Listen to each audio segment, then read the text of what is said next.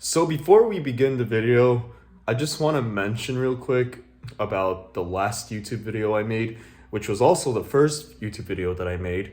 And it was a vlog style type of video. And it was a full day of eating video where I was 3 weeks out of my first show and I wanted to vlog and document it, and it didn't end up happening. And not gonna lie, around the 3 weeks out mark, I started to feel very fatigued, and all the emotions were kind of just like overwhelming me and everything. And I wasn't expecting to feel that way. And it just got to the point where I didn't really want to vlog or film anything. And I just wanted to, get through my day and live in the present moment and just focus on not dying and just existing. But yeah, I would just, on some days, I would just have fun staring at a wall, and that's it. Like, that's all the energy I had.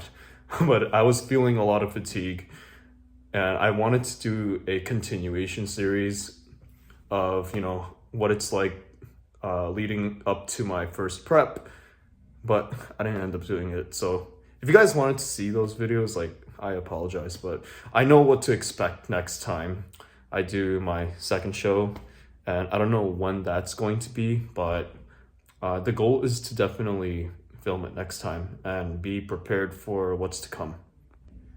Anyways, I'm currently bulking right now, and enjoy this walkthrough video of my push workout. It's not going to be a video where, there's just like music playing and fancy editing. It's going to be just raw clips bunched up together, and I'm going to have a commentary over the video explaining why and what exercises I'm doing at the moment and why I do them and how I do them. So hope you guys enjoy. All right, ladies and gents, welcome to the push day commentary. So as you should open up every single workout with a couple of warm-up sets.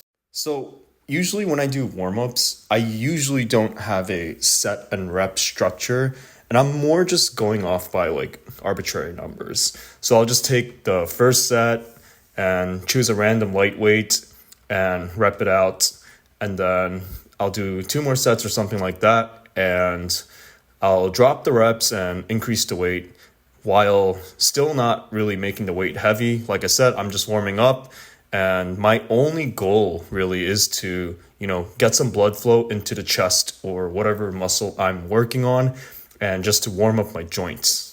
So while we breeze through these warm-up sets, I'm just going to yap about my training style at the moment and the goal behind each workout. So the training style is going to be high intensity and low volume. And in this workout, there's only going to be 5 movements that I'm doing. And it's only going to be chest and shoulders, and there's no triceps included because I do triceps with biceps on a different day. And the goal of every session is to achieve progressive overload. And as you know, that is the main driver of muscle gains. There's only 2 movements for chest and 3 movements for shoulders. And the reason why there's only 2 movements for chest is due to the fact that I train chest twice a week. So I'm cutting the volume in half of what I do, and I'll do the other half of the volume of chest on a different day. All right, so while we blitz through these warm-up sets, I want to talk about some training tips. And if you're here to learn, listen up and take notes, because this is going to be crucial information on how to optimize your training split. So when it comes to optimizing your training split, there is going to be 4 variables that you want to keep in mind. And those 4 variables are going to be training intensity, volume, frequency, and recovery. So all 4 of these variables have a relationship with one another. So if one or a few of these variables are high, then by extension, some of them are going to be low. So here's a good example of this. If you just hammer training intensity, volume, and frequency, and you crank all of those variables up high, then recovery is going to be low, right? Which is not ideal. So bodybuilding is one of those sports where if you do too much, it's actually detrimental. So the first rule is you always want to keep recovery high. Recovery and rest is when your muscles grow. Your muscles don't grow in the gym, and actually training is catabolic. So when you're in the gym, you're actually breaking down muscle tissue. It's actually not growing. You grow when you rest, eat, and sleep. So recovery always should be high. The second rule is that out of intensity, volume, and frequency, you should keep intensity high. You can't just go into the gym and be in your comfort zone and go 50% and expect to make progress that way. You have to put in the effort into training. And when it comes to volume and frequency, those are the two variables that you want to adjust and play around with. So if you have a training session and it's high intensity and high volume, then frequency should be low by extension. So meaning you should train that muscle every 7 to 10 days. If you're training a muscle and your training intensity is high, but the volume is low, then you could probably hit that muscle again every, I would say, 3 to 4 days. So this just circles back to what I said earlier. When it's push day, I only do 2 movements for chest. I'm going high intensity, but I'm going low volume. But I hit chest again on Friday because I'm able to keep that frequency a little bit higher. Okay, now let me say something about progressing. So a lot of people think achieving progressive overload is only about going heavier and heavier each session, just bumping the weight up each session, and that's absolutely not true. If you attempt to lift heavier and heavier each session, you're more likely just going to get injured and your form's just going to go to shit. So start prioritizing things like getting more reps than last time or improving your range of motion and your time under tension. Those are all forms of progressive overload as well. So here we are approaching my back off set, which is also my last set of my incline dumbbell press. So there's something I want to point out, and it's a little bit hard to make it out in the video, but before every pressing set, what I'm doing is retracting my scapula back and then putting my shoulders down, like right over here. That's exactly what I'm doing. So this position allows me to use my chest and isolate my chest as much as possible during the movement and take off as much shoulder out of the equation. So as you achieve progressive overload in both your top sets and your back off set, you eventually want your old top set to become your new back off set, which in this case, the 90s I'm pressing over here used to be my old top set. So you get the point. It's like a cycle. Okay, second movement of the workout, pec deck flies. All right, if I can choose 2 chest exercises for the rest of my life, I would choose an incline pressing movement, whether that's going to be the Smith machine or the dumbbells, and the pec deck machine fly. So when it comes to fly movements, I've been spamming the pec deck machine fly for quite some time now, and I do prefer this movement over the dumbbell fly.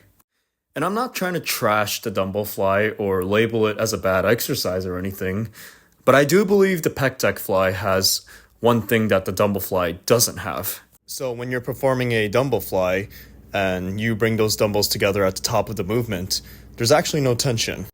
And there's no tension because free weights just fight against gravity. Whereas you're doing a pec deck and you bring those handles together, then you're fighting against the resistance of the machine, trying to go back to its starting point, meaning that there's constant tension throughout the entire movement. And before we move on to the next movement, I just want to give a final tip, an important tip for getting the full contraction on pec deck machine flies. So in order to get the full contraction, you want to slam your biceps into your pecs. A lot of people think, you just have to bring your hands together. Your hands have to meet, and that's all there is to it. And it's actually not true. Your hands can meet, but your biceps don't necessarily have to slam into your pecs. So if you look carefully, my biceps are slamming into my pecs and my hands aren't even coming together. They're not even meeting. So the proper way to do pec decks is to slam the biceps into the pecs. Also, I didn't include the 4th set because I don't have anything else to yap about when it comes to the pec deck. So enjoy the rest of the set. Okay, now we move on to the first workout of shoulders. So we're going to start off with side laterals, and I've been loving the cables a lot. And I think I have just been sticking to cables for like the past year, and my shoulders have really blown up. So same thing about how I just mentioned that the pec deck has constant tension throughout the movement. It's the same thing with cables. The cables are just trying to, fight against me and pull me back to its starting point, right? So at the bottom of the cable side raise movement, there's still constant tension. Whereas if I have a dumbbell and I come to the bottom of the movement, there is no tension because it's just, gravity, right? And what does gravity do? It just pulls the dumbbell back to the floor. Whereas this one, it's pulling you back to the machine. So here, we're not doing regular sets. We're doing rest pause sets. So what rest pause sets are is, you have a rep range.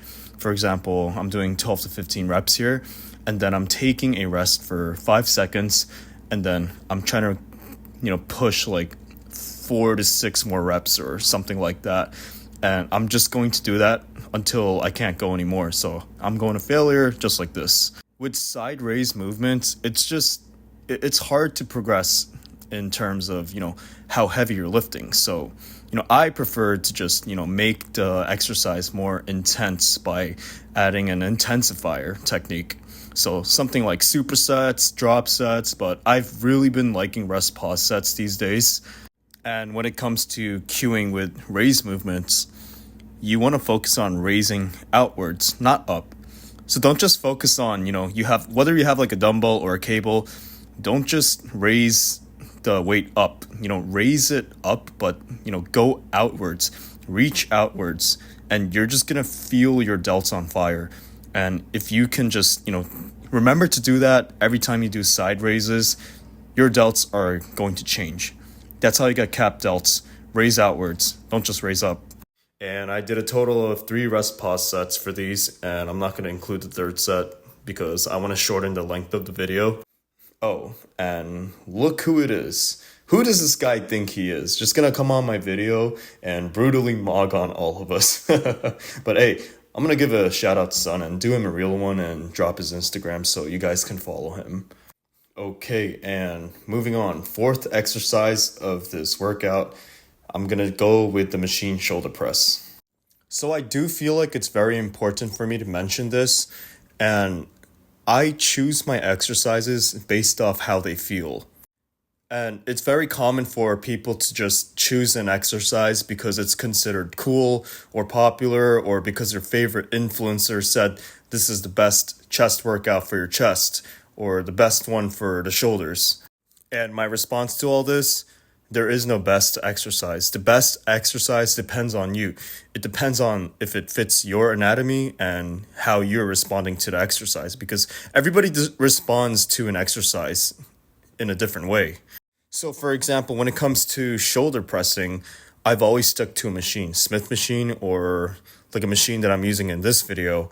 And I never really felt my shoulders worked when I'm doing a dumbbell overhead press or a barbell overhead press.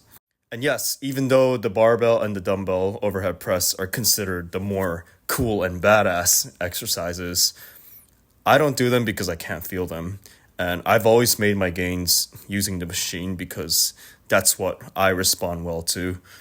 And here we are, last and final exercise of this workout, good old rear delt machine flies. So I actually do not train shoulders that much in this off season, mainly because out of all the upper body muscle groups, my shoulders grow the fastest, and it is one of my strong points.